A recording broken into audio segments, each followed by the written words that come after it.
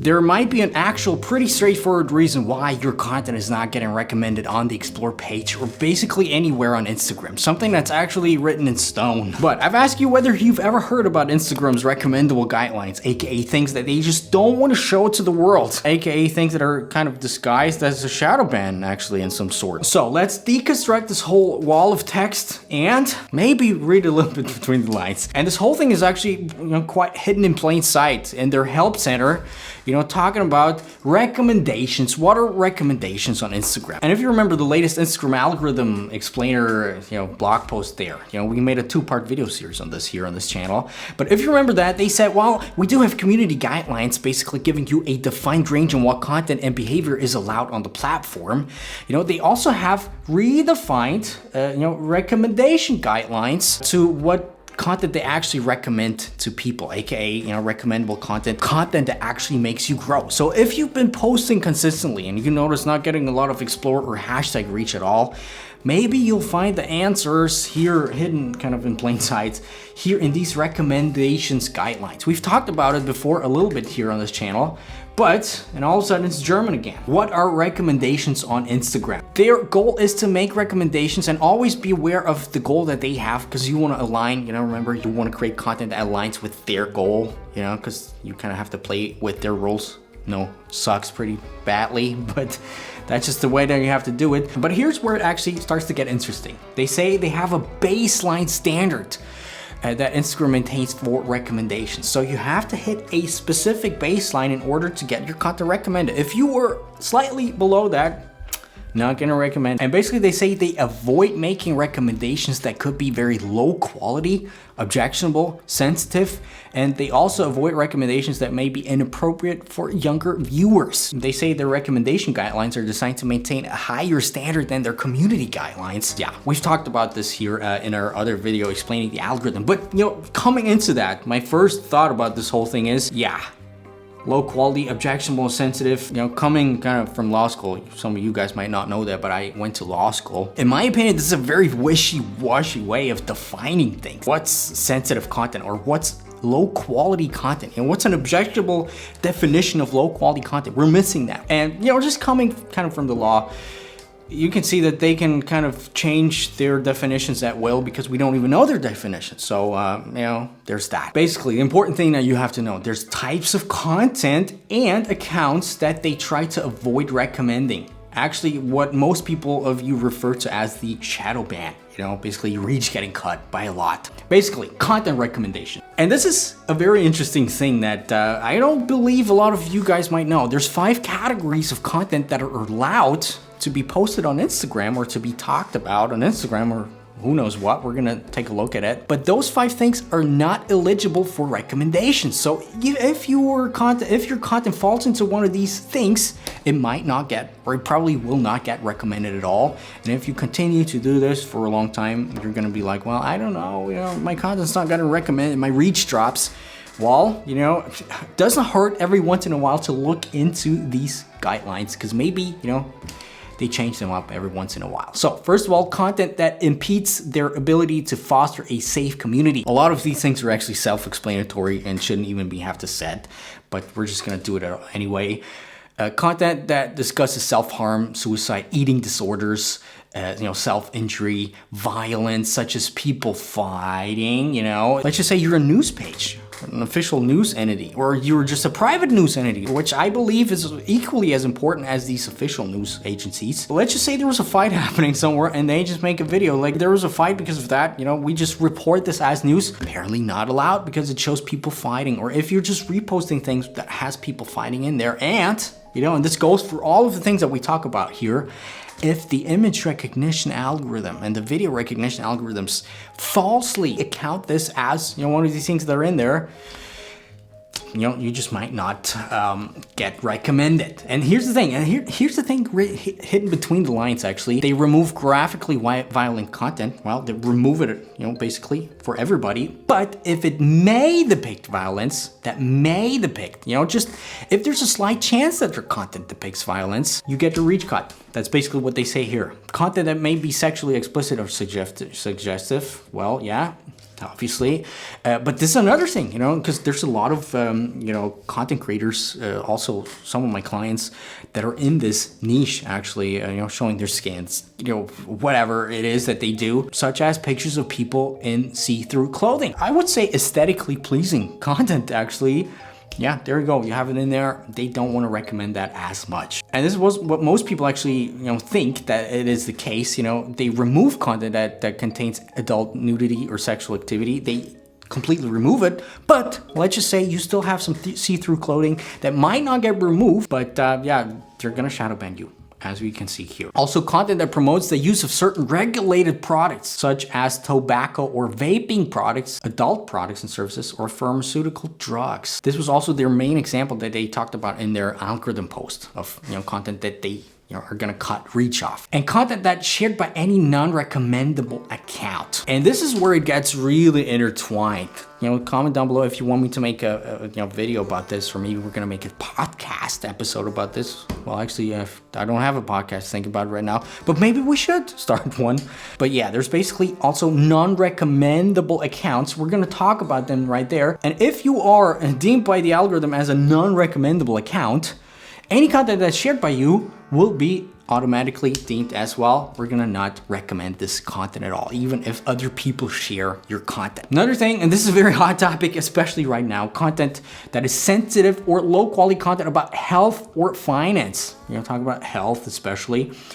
Content that promotes or depicts cosmetic procedures. Talking about you, Instagram influencers that do all of these things. Not that there's anything wrong with that, but that Instagram just doesn't like that.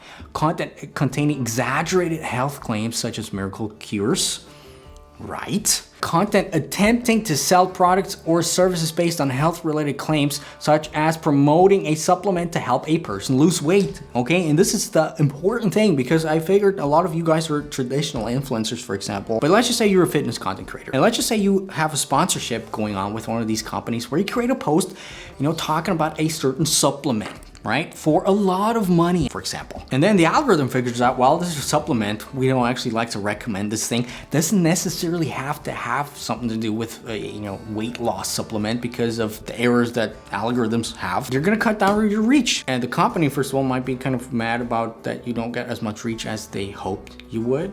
Second of all, your account might get to be deemed as non-recommendable. And subsequently bringing your whole reach down for the long term, which is kind of bad if you ask me, and not a lot of people know that. And this is why a lot of fitness related influencers, sometimes when we work with fitness influencers, we took a look and we saw that a lot of the times these might be the case, the reason why a person's reach Shadowband started to kick in slowly. Also, content that promotes misleading or deceptive business models. They say such as payday loans or risk-free investments. All right, thanks for giving us a definition on this right here. But what else is deceptive business models? I got my, for example, ad account shut down quite a lot of times because we were promoting our marketing agency. Misleading business model, because we're like, we're gonna help you get more reach on Instagram, for example. Well, what's deceptive about this? You know what I mean? Also, content that users broadly tell us they dislike, such as content that includes clickbait, content that includes engagement bait, content that promotes a contest or a giveaway. There you go, we have it in there. Giveaways can work in 1%. We made a video about this, and let's say 1 to 5% of all cases they can help you get to a broader audience, but generally they like to limit the reach that contests or giveaways have.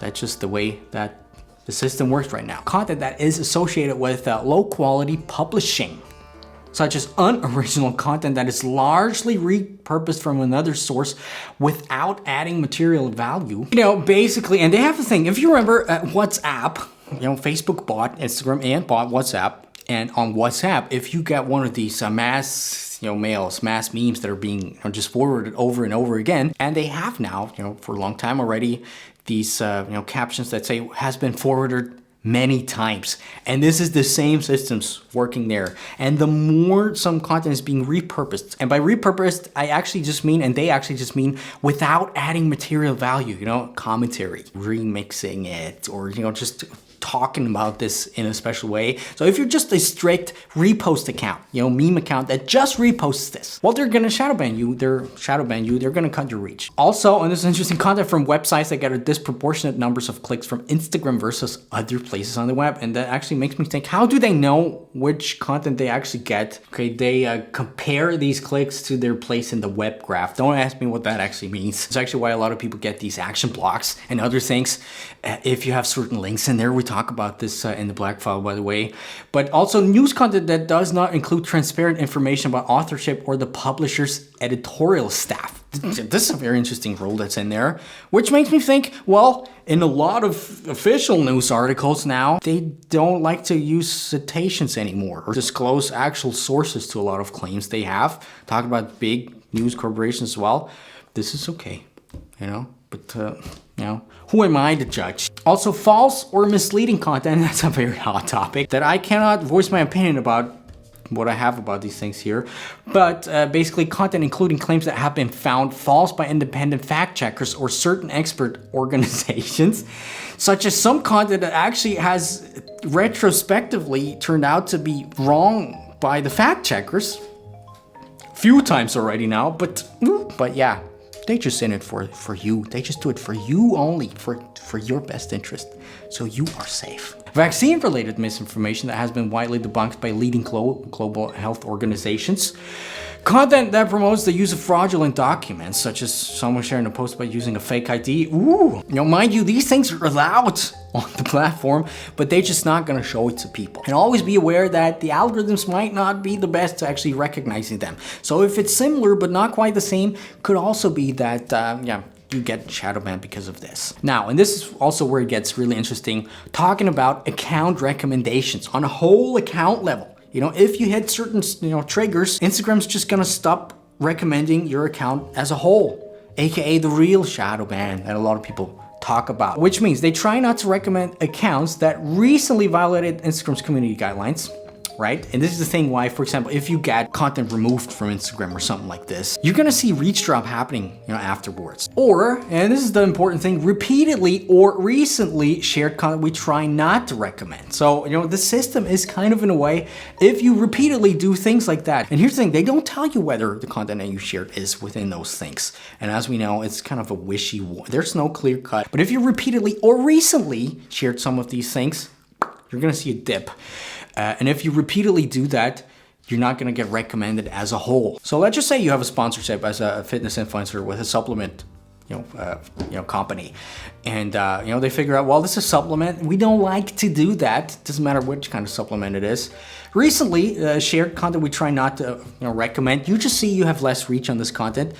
Bomb. For some time afterwards, that they don't disclose how long, your account is not recommended just because of one time this thing. So even if you do one of these things once, you might get your whole account shadowbanned for some time. If you repeatedly do this, you might not get recommended at all anyway. And I believe you can be as really shadowbanned and just be out, not be able to get recommended anymore. Repeatedly posted vaccine-related misinformation that has been widely debunked by leading global health organizations. Repeatedly engage in misleading practices to build following, such as purchasing likes.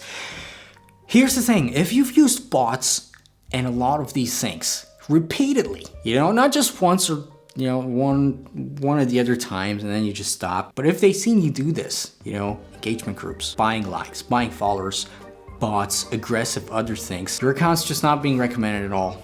That's it, done.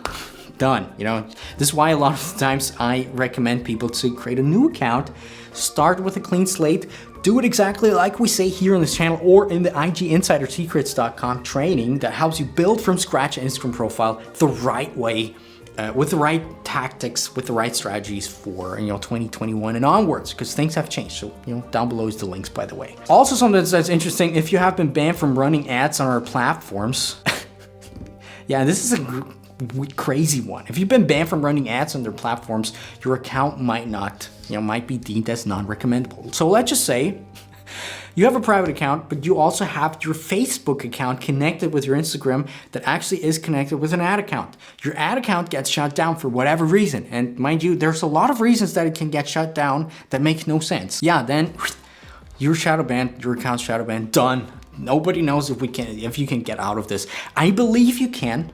By the way, it happened to me and a few other clients a few times already. Just linking a different ad account with a different Facebook account. I believe most of the times actually fixes this. Recently and repeatedly posted false information as determined by independent third-party fact checkers or certain expert organizations. Yes, generally a good thing. Yes, actually, a lot of times I'm not sure if this is the best way to go about things. And we've talked about this, if you're associated with offline movements or organizations that are tied to violence. And obviously, of course, definitions of who are these offline movements are solely by discretion of Instagram. So, you know, generally a good thing, okay? Don't get me wrong. Don't get me wrong at all. You know, I think that's a good thing, but coming from law school and seeing how things might unfold potentially. Let's just take a look what they actually use. First of all, I see QAnon. There you go. Also, update on January 19th. Now, am I a weird guy to say that I don't actually know what QAnon does or what they actually are? I just thought it's some website forum or something like this. But yeah. I can't tell you anything about that. But if you want to know more on how the Instagram algorithm works, watch this actually 2-part video series right here or visit iginsidersecrets.com. The link is down in the description, like I said, for more in-depth information on how the Instagram algorithm works and how to actually build a strategy, an Instagram account, the way that the big people actually do that. And I'll see you guys in a few days. My name is Dominik. Bye, my friends. Bye.